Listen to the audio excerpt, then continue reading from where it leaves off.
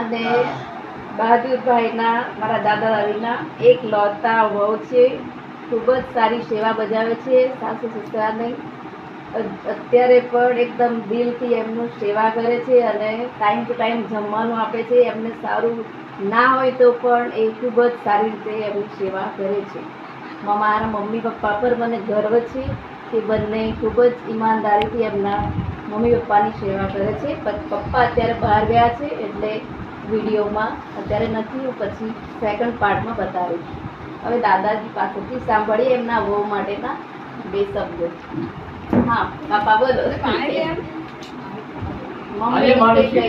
આજે મારી છેલ્લી જિંદગીમાં આજે હું ઘરે મારી ધર્મપત્ની સાથે અમે બેઉ છીએ અને આજે મને જે ખાવાનું મારી પોતાની જગ્યા પર આવે છે મને મળે છે.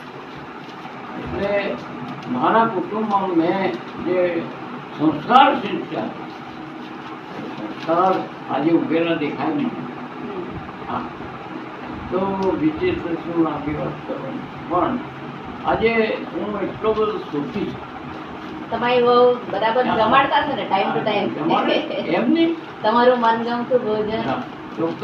હા ચોક્કસ. એટલે હવે આ ઉતરતી જિંદગીમાં હું સુખી છું. અમે જેવું સુખી છીએ. નસીબવાળા છો તમે કે આટલા દીકરા બહુ જમાઈઓ અને તમે બેવું છે ને, તમે 2 છોકરીઓ પણ એટલી એ સુંદર એવી છે કે એ પણ એના લીધે પણ બહુ સુખી છું. હા તમારા અને મારી છોકરીઓ છે એ વખતો વખત આવે હળવા આવે એટલો મને આનંદ છે. બરાબર. બીજું કઈ છે? અમને પણ ગર્વ થાય છે કે તમે અમારા દાદા દાદી છો અને અમને ભણાવ્યા. તમારા દીકરાઓને તો ભણાવ્યા. થેન્ક યુ સો મચ દાદાજી. તમારો ખૂબ ખૂબ આભાર આટલો ટાઈમ તમારો લીધો. અત્યારે થોડા દિવસ પહેલાં જ દાદાજી બીમાર હતા. હું મળવા પણ આવી હતી અને અત્યારે ભગવાનની કૃપાથી સારા થઈ ગયા છે. દાદા દાદી બહુ બીમાર થઈ જાય છે અને ભગવાનની કૃપાથી સારા પણ થઈ જાય છે. દાદી બીમાર થાય તો દાદા સારા થઈ જાય અને દાદા બીમાર હોય તો દાદી સારા થઈ જાય. એવું ચાલ્યા કરે છે. ભગવાનની દયાથી એમનો પ્રેમ અમર રહે અને હેલ્ધી સુખી રહે એવી પ્રાર્થના.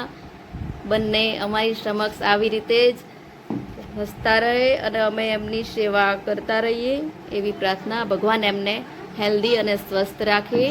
જય શ્રી રામ, જય માતાજી, હર હર મહાદેવ, ઓમ નમઃ શિવાય. અનમોલ જીવન કા મોલની એક ઝલક. પરિવાર તો પરિવારમાં રહેતા સભ્યોના આપસના પ્રેમ ભાવથી બને છે. દરેક પરિવારમાં નાની મોટી પ્રોબ્લેમ તો થાય જ છે, પરંતુ એ પ્રોબ્લેમનું સોલ્યુશન કે મિસઅન્ડરસ્ટેન્ડિંગ દૂર કરી કે અમુક વાતોને લેટ ગો કરી સંબંધોને સાચવી શકાય કે પરિવાર તૂટતું બચાવી શકાય, એનું નામ જ જિંદગી છે. એક આદર્શ પરિવાર તો સમાજના લોકોનું પ્રેરણા સ્ત્રોત બને છે. મારા વિચારોની એક ઝલક. Thank you so much Chintuba Chhanyado hospital. અત્યારે જે મારા દાદાજી સાથે હું અનુભવો શેર કરી રહી છું એમનું શ્રેય હું ચિંતુબા હોસ્પિટલને આપું છું. એમના થકી અમારા દાદા દાદી આજે અમારી સાથે છે.